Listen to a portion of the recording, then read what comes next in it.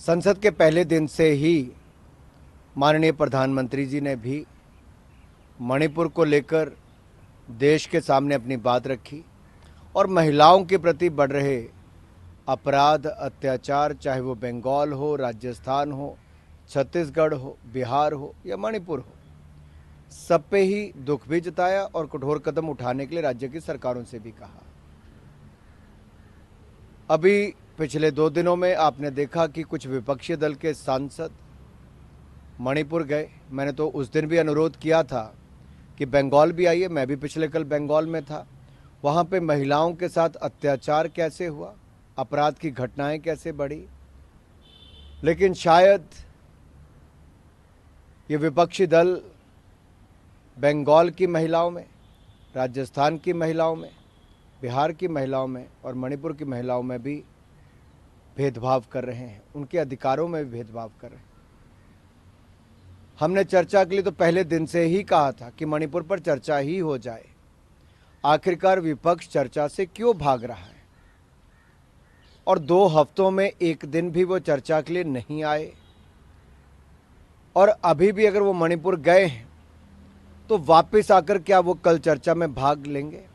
मेरा एक बार फिर उनसे हाथ जोड़कर निवेदन है कि विपक्षी दल चर्चा में भाग लें, अपनी बात वो भी कहें और ये भी सुने कि जब विपक्ष में, अब तो वो विपक्ष में है, लेकिन जब वो सत्ता में थे, कांग्रेस की सरकार थी, तब कई महीनों तक मणिपुर जलता था, मणिपुर बंद रहता था।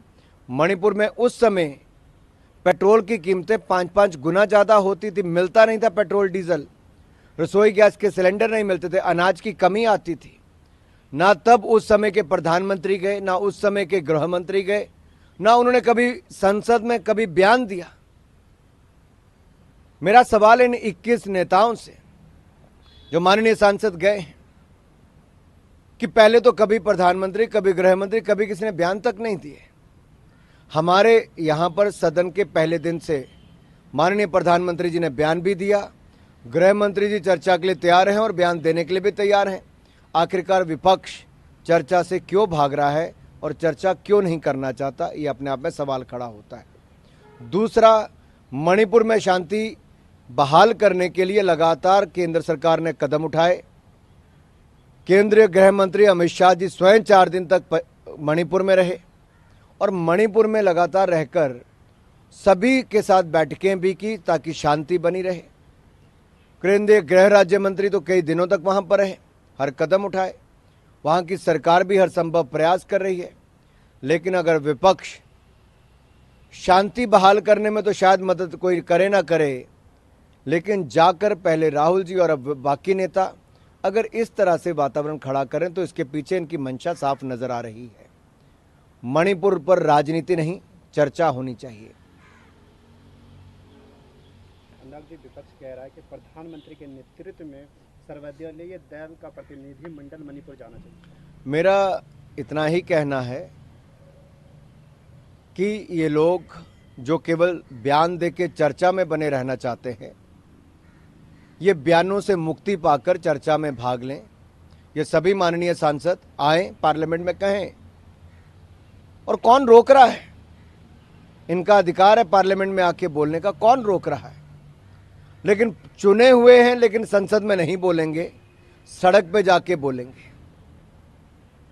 मैं फिर कहता हूं, प्रधानमंत्री जी ने पहले दिन ही सदन शुरू होने से पहले भी अपनी बात कही और मैं फिर याद करवाता हूं, पूर्व में तो किसी भी प्रधानमंत्री ने, कांग्रेस अपने गिरेबान में झांक कर देखे, किसी भी प्रधानमंत्री ने आज तक मणिपुर कभी भी हिंसा हुई, जब सैकड़ों लोगों की हत्याएं मणिपुर में उस समय की गई, तब भी कांग्रेस के समय कोई प्रधानमंत्री नहीं बोले, कोई गृह मंत्री नहीं बोले। केवल एक बार गृह राज्य मंत्री ने बयान दिया था। ये देश को जानना बहुत आवश्यक है, क्योंकि विपक्ष का चेहरा साफ नजर आना चाहिए कि ये केवल राजनीति करने का प्रयास कर रहे हैं, चर्चा में रहने का प्रयास कर रहे हैं, चर्चा नहीं करना चाहते, चर्चित होने का प्रयास कर रहे हैं। फिर विपक्ष के ज्यादातर नेताओं का ये भी कहना है कि वहाँ पे जो रिलीफ कैंप्स बनाए गए हैं दोनों समुदायों के लिए, उनकी स्थिति काफी दयनीय है। और मेरा इतना कहना है कि अगर उनके कोई सुझाव हैं तो सदन में आके बोले ना, हम में से किसी ने मना नहीं किया। हमने पहले दिन भी कहा था किसी के सुझाव हैं। कांग्रेस का लंबा अनुभव है, क्योंकि कांग्रेस का अनुभव इतना लंबा है कि इनके समय जब मणिपुर जलता था तब सड़कें बंद रहती थी, लोग घरों में बंद रहते थे, रसोई गैस के सिलेंडर नहीं मिलते थे और ना ही पेट्रोल डीजल मिलता था। तब कांग्रेस 6-6 महीने तो कुछ नहीं कर पाती थी।